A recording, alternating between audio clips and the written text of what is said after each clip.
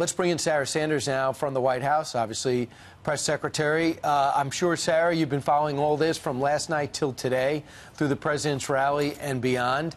What are your thoughts? It looks as though another critic of the president was targeted, Robert De Niro, and then Joe Biden, who might be running for president against the president, who's also been critical of him. What do you make of this?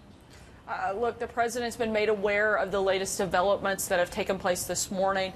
And as he said yesterday, and as he has continued to say from day one of taking office, that we condemn violence in all forms. And this is a despicable act and certainly something that should never take place in America. Absolutely. 1 hour ago, the president tweeted this out. A very big part of the anger we see today in our society is caused by the purposely false and inaccurate reporting of the mainstream media that I refer to as fake news. It has gotten so bad and hateful that it is beyond description. Mainstream media must clean up its act fast. What is the president saying there?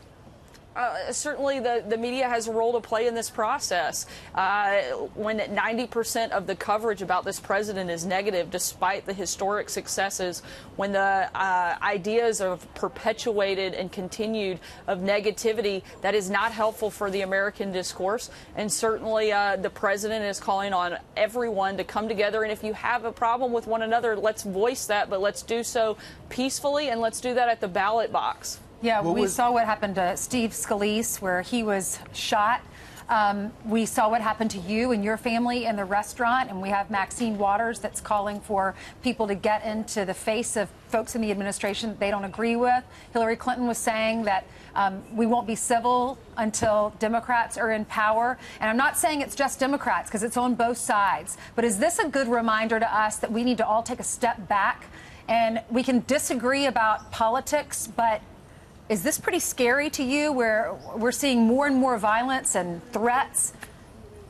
Absolutely. And as the president said yesterday, political violence has no place in our country, and it's certainly something that we won't tolerate, we won't stand for, and we're going to continue to condemn it. We're going to continue to provide every resource possible that the federal government has to not only prevent and stop these types of incidents, but also get to the bottom of who is truly responsible for this. And that is the person who sent these suspicious packages, and we're going to continue to do all that we can to help support law enforcement, the Secret Service, the FBI, to make sure we find out and determine who exactly that was. Sarah, what is Homeland Security doing right now? You know, the FBI is taking the lead. Local police forces are fanning out, whether it's Delaware, Maryland, New York, or Los Angeles, or Florida, wherever city Debbie Wasserman Schultz is in.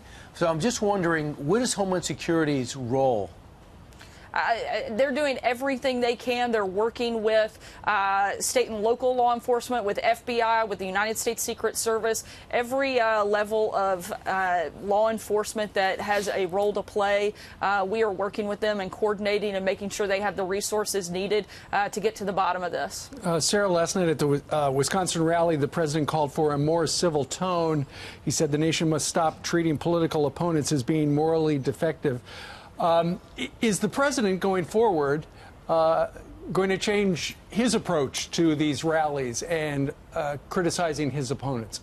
I think you saw that last night. Certainly the president is going to continue to point out contrasts of policy between Democrats and Republicans. People absolutely have a choice to make on what they believe in, and it couldn't be clearer. And we're going to see that happen in the next couple of weeks when the elections take place. And the president's going to continue to lay out that case. But at the same time, we're condemning violence and calling on all Americans to come together. Hey, you know what's interesting, Sarah, is that I think we get it more than most because we knew the president before he was president. As you see him go head-to-head with Marco Rubio, and it got personal. He goes head-to-head with Ted Cruz, and it got personal. He goes head-to-head with Rand Paul, and it was personal. He has healed those friendships, and now everybody's working together. Do you think the president could go further to further define that he just is competing on issues, not with people, and that it is not personal, and maybe he could go that extra mile and further define that? Look, the president did exactly that last night. Scott Walker was also somebody that the president campaigned against at one point, and he was out as his biggest champion last night, laying out the case and the difference between Democrats and Republicans. There is a major political, philosophical difference between Democrats and Republicans, and there's nothing wrong with pointing those differences out. There is something wrong with taking that to a point of violence that we are looking at that's taken place over the last 24 hours. The president has condemned that. All of us have, but certainly perfectly acceptable. And frankly, the president's responsibility to lay out the political differences between Democrats and Republicans as we head into a midterm election. The president has had a historic first 2 years in office. He's got a great story to tell, and he should be able to express that and talk about it and lay out those contrasts. I know that some packages have been sent in the past to Republicans as well. All of these in the last day or so, or last 2 days, have been Democratic, liberal political figures. But you're in the spotlight. You work for this administration. There are crazy people out there. Has this changed the way you're living your life? Things changed the way I was living my life over the last several months. Let's not forget that an MSNBC anchor actually said someone should wring my neck, and a Washington Post columnist said I deserved a lifetime of harassment. I was the first White House press secretary in the history of the White House to have United States Secret Service, and they don't do that because somebody said nasty things. They do that because there are credible threats. Absolutely, I think I understand this and the threats that people are experiencing over the last 24 hours. I think it's despicable. I think it's horrible. And I think that's why the president is exactly right that we have to continue to condemn this violence, continue to call it out, and call it exactly what it is. Sure. And the president's called for a more civil tone. But, Sarah, there are some on the political left who are already saying, hey, look, all this stuff with these bombs being mailed around, that's the president's fault. I think it is absolutely disgraceful that one of the first public statements we heard from CNN yesterday was to put the blame and the responsibility of this despicable act on the president and on me personally, when the person that is responsible for this is the person who made and created and put these suspicious packages in the hands and in the arms of innocent American citizens. That's the person responsible, and I find that disgraceful that that was one of the first statements, is that they made this and tried to put the blame on the president. Right. And you answered Jeff Zucker right on Twitter right away, and he has not responded. We see publicly, but we did see the New York Times today, and they do have a fantasy scenario from fiction writers talking about one scenario where the president gets assassinated, where the Secret Service collaborates with Russians to kill him. What's your reaction to that? I find it to just be absolutely abhorrent and disgraceful, and it's exactly the type of thing the president was talking about. Is that type of activity is certainly not helpful, certainly not in this time. I'm shocked they ran it today.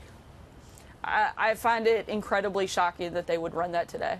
Will the president be making any remarks about what we've already seen develop?